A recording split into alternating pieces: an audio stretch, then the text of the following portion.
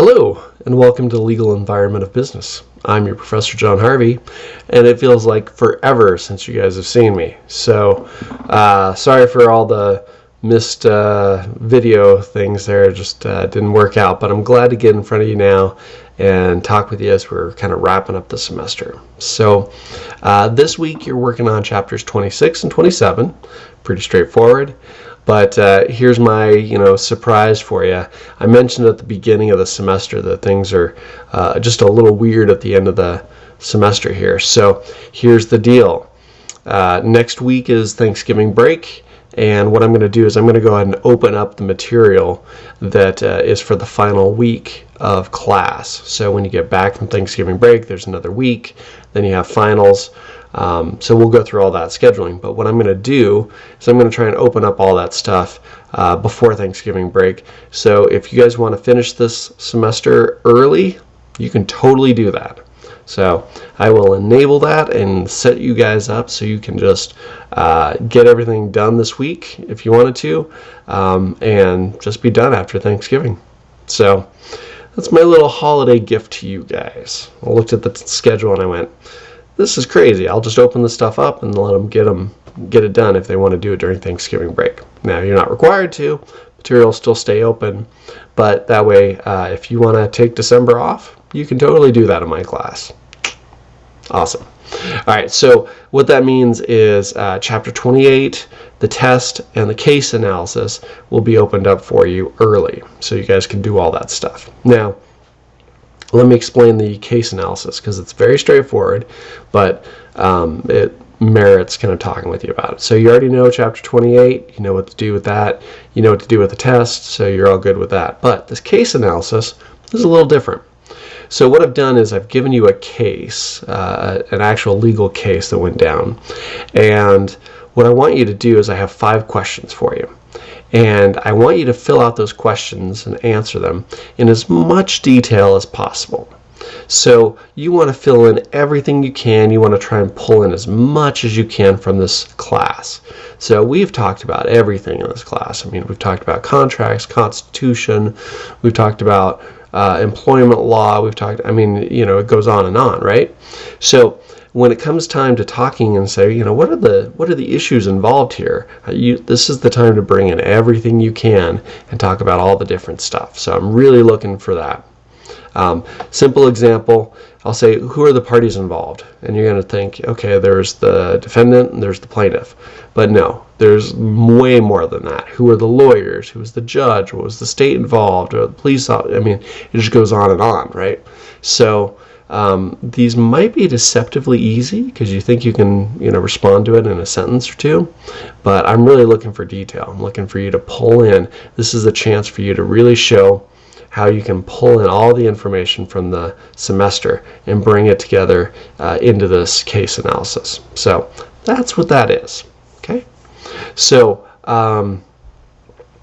last week I went ahead and went through all of the assignments that were empty, and anything that was not filled in I put in a 0.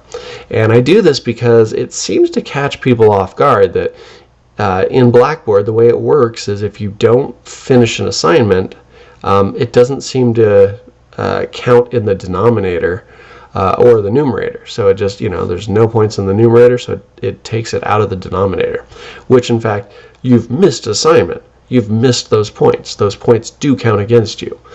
And so it's my little frustration with Blackboard is that, people think that if they've skipped all these assignments, that they don't count against them. And so they look at their percentage of their score and they think, oh, I did one assignment the entire semester and I got 100% on it.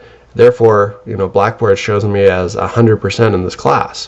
When in fact you've missed every assignment except for one. It's not right. So I go through and I say every assignment that has not been completed, I put in a 0. And when I force that 0, then Blackboard goes, oh, wait a second, there was an assignment, they got a 0 on it, therefore I'm going to put it in that denominator, and then you start to see your actual grade. So this is, for whatever reason, this seems to happen over and over, but from the beginning of the semester, if you look at the syllabus, I show you that there's 1,000 points in the semester. and you can see every week you've been adding points to that total value of points, and at the end of the semester there's 1,000 points total. So right now you're at I think like 800 points out of 1,000 have been made available to you. So that's why you'll see something like that. But like I said, it's a little misleading when you haven't finished those assignments. So just take the total points that you have in the semester, divide it by 1,000, and that's what your grade is right now. So if you're looking at it and you're like, I've got 800 points, you're like, I'm done, I got a B, I can walk away. If you're sitting there going, I've got 600 points, or 500 points or something like that, that's weird. Go back and look, and you're going to find that you probably missed some assignments. So this is the time, because we only have a couple weeks left, for you to get a real good handle on your grade. And so take a look at that. And I've tried to explain this as many times as possible, that you get a handle on your grade so that you're not surprised when the grades come out. Now, for those that are asking the question in their head, whoa, wait a second, I only have 500 points and I missed some assignments. What am I going to do? Right? I read you. I feel you. I get it. So I do make extra credit points available. So I've done a few of those with right after the test. I'll make an assignment that you can do multiple choice answers on, or true false quiz or something like that, right? So those sometimes I'll make available. The other thing I can do is allow you to do a case analysis. So I'll put in the extra credit requirements there, and it's just like the case analysis in that if you do quality detailed work, you get more points. If you just fill in a sentence for every answer, then you're not going to get very many points. So I'm looking for you to really pull together information, and when it comes to writing, I expect it to be good. So there will be extra credit things available for you. Look in the course documents to see them when they come available. Get a handle on your grade. This week you're working on chapter 26 and 27, and as my little Christmas gift to you, I'm going to open up everything else in the semester early, so you can finish this class as soon as you finish the material.